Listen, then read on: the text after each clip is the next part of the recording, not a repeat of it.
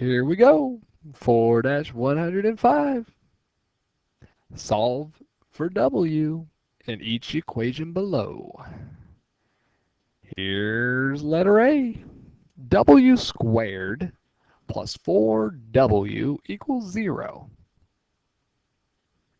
Let's rewrite that just because I want to waste some time. So W squared plus 4W equals 0. When we look at this one, we should know that this is quadratic because we have our highest degree in our polynomial is the degree 2. So this is quadratic. How do you solve quadratics? Well, one way we can solve them is by factoring, and that would be a great way to solve this one. I always remind my classes every single time we talk about factoring, I say, hey, what is the first step in factoring? And usually somebody says we're going to look for the greatest common factor. So we're looking for the GCF. That stands for greatest common factor, in case you didn't know. In this case, we have W squared plus 4W. So W is a factor of each of these terms. So if we factor it out, it does not disappear. It does not, you're not dividing it by W so it disappears. You're more or less, it's like saying you're undistributing it. You're taking it out. You're rewriting this expression as multiplication. So W times what is W squared? Well, that is W. And W times what is positive 4W? Well, we're going to say plus 4. And that equals 0. So now that we have W times the quantity of W plus 4 equals 0, we know the product is 0. So one of these two factors is going to have to be 0 in order for the product to be 0. So we're going to use the 0 product property.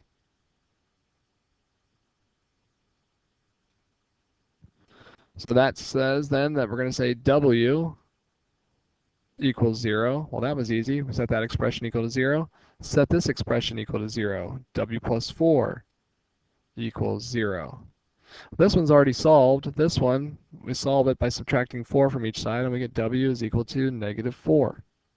So our solution here is going to be W equals 0 or W equals negative 4. Let's go on to letter B, and let's do it the same kind of way here. So B, we've got 5W squared minus 2W equals 0.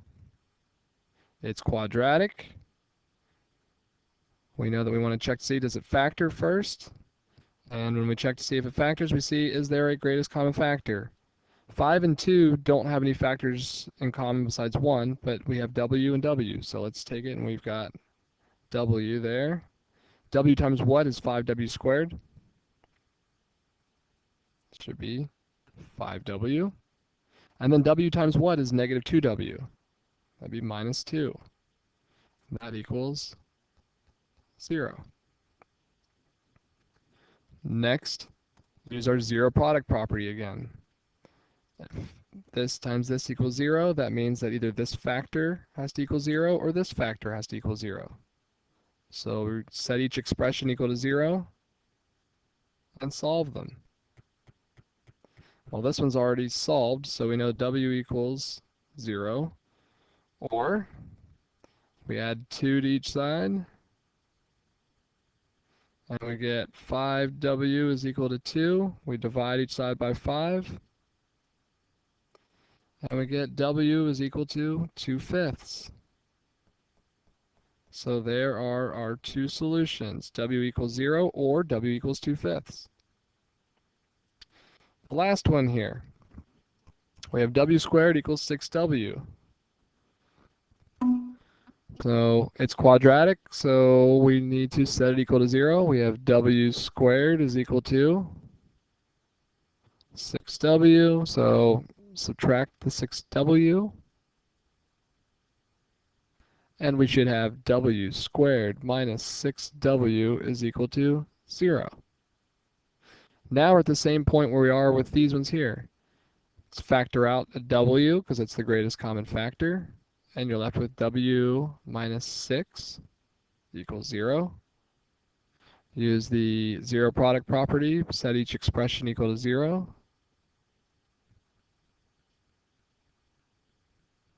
And we get our answer, w equals 0 or w equals 6. So we've got our 3 solutions for these 3 problems.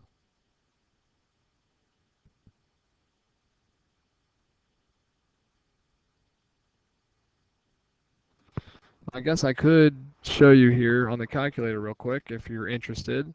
If you go in, let's get the calculator out.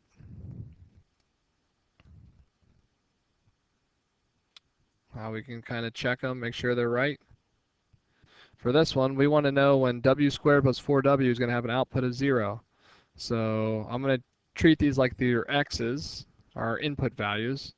I'm going to graph the left side and I'm going to graph the right side and look at the intersection points.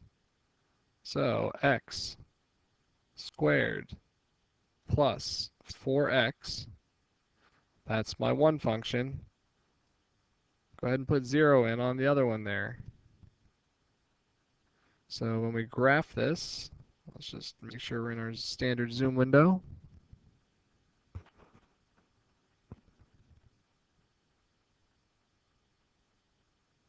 You'll see here, we're looking for the intersection points.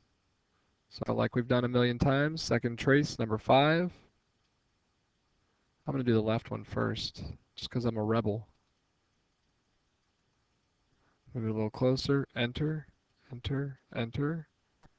We get the intersections at -4, 0, right? When we plug in -4, we get 0 as our output. And then obviously the other one here is where w equals 0. I'm not even going to take the time, to go through and find the intersection. I can see that it intersects the origin. For this one here, 5w squared minus 2w, we'd end up with w equals 0 or w equals 2/5. You do the same thing we just did on the other one. But I'm most interested here in showing C. Let's just use our regular equation here. We knew our answers were w equals 0 or w equals 6. So we're going to solve here, clearing these out.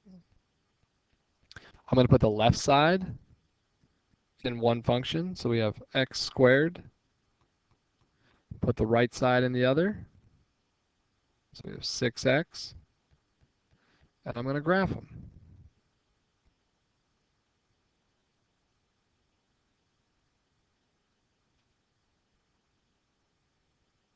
So you see here, we have one of our solution points is where the input is 0. That one works. We can't see this one, so let's just change our window. Let's just move it up here. Bet that 40 would probably be enough. Oops, not for our X-min though. We want to change our Y max to 40.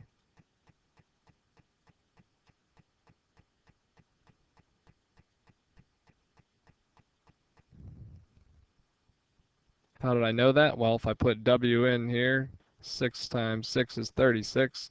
6 squared is 36, so I know that it needs that space there. So then we can do our intersect function, move it a little closer. Come on, let's go. There we go. Enter, enter, enter. And we get the intersection is the point 6, 36. When I plug in 6 into here, I get 36 on this side. When I plug in over here, I get 36 on that side. So the solution here, it says x equals 6. That means that w equals 6 for this. All right, just wanted you to see that there. It's a real quick way to solve it if you wanted to just solve it by graphing on your calculator. This is problem 4-105. Hopefully you made it all the way through and did your homework. This is the last section of chapter 4. So Good luck with the rest of the chapter, the team test, your individual test. Hopefully you do well. This is Mr. Boyd, signing off. Bye-bye.